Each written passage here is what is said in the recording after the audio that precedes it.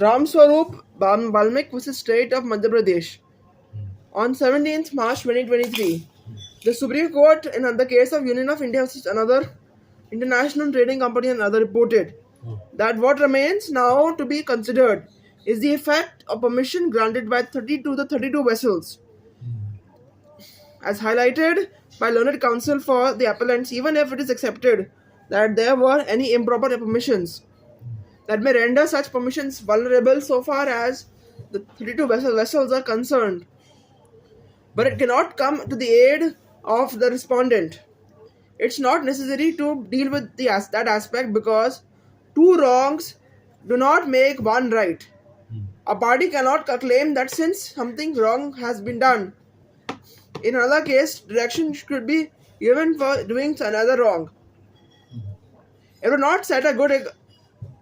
It would not be setting a wrong right, but would be perpetuating another wrong. In such matters, there is no discrimination involved. The logic of the equal treatment on the logic of Article 14 of the Constitution of India cannot be pressed into service in such cases. What the concept of the equal treatment presupposes is the existence of similar legal foothold. Clear. It doesn't countenance repetition of a wrong action to bring both wrongs on a par. Even if hypothetically it is accepted that a wrong has been committed, in some other cases, by introducing a concept of negative equality, the respondent cannot strengthen their case. They have to establish strength of their case on some other basis and not by claiming negative equality. The Supreme Court in the case of Doiwala Sehkari Shram Samvida Samiti versus State of Uttaranchal and others reported that the court in the Union of India versus International Trading has not held that two wrongs make one right. The appellant cannot claim that since something wrong has been done in another case, direction should be given for doing another wrong. It would not be setting a wrong right, but could be perpetuating another wrong. And in such matters, there is no discrimination involved. The concept of equal treatment on the logic of Article 14 cannot be pressed into service of equal in such cases. The concept of equal treatment presupposes existence of similar legal foothold.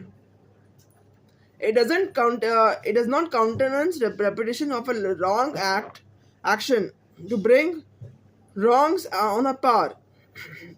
The affected parties have to establish strength of their case on some other basis and not by claiming negative quality.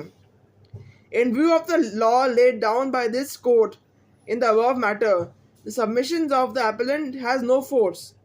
In case some of the persons have been granted permits wrongfully, the appellant cannot be claimed the benefit of the wrong done by the government.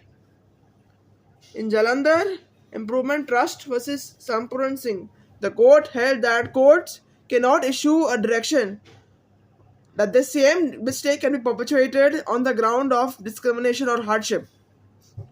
Recently, in the state of Kerala versus K. Prasad, it was inter alias held as following. Dealing with such pleas at some length, this court in Chandigarh Admit versus Jagjit Singh held that in favor of the law other person, it is found that to be contrary to law or not warranted in the facts and circumstances of his case. It is obvious that such illegal and unwarranted orders cannot be made the basis of issuing a writ compelling the respondent's authority to repeat the illegality or to pass another unwarranted order. This position in law is well settled by category decisions of this court. It would thus suffice to say that an order made in favor of a person in violation of a prescribed procedure cannot form a legal premise for any other person to claim parity with the said illegal or irregular order. A judicial forum cannot be used to perpetuate the illegalities. Thank you.